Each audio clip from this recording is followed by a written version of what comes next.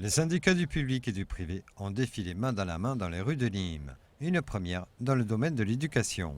Dans le privé, on a déjà eu manifesté, mais auparavant plus pour des revendications catégorielles, le propre à l'enseignement privé. Là, je crois qu'aujourd'hui, on s'associe aux motivations de l'enseignement public parce qu'on a les mêmes missions. Et l'école est en train de souffrir par les moyens qui nous sont retirés. Première manifestation timide pour les enseignants du privé.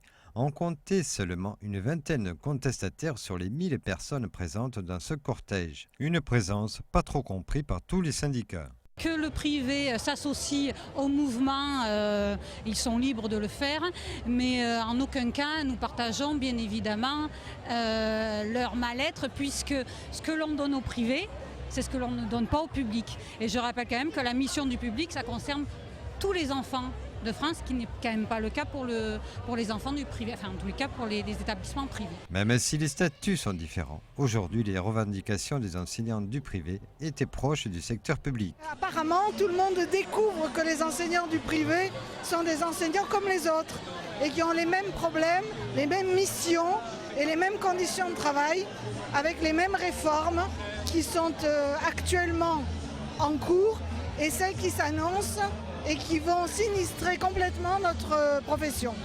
Mais qu'ils étaient du privé ou du public, ils avaient quand même le même objectif, le devenir de l'école et l'enseignement des élèves.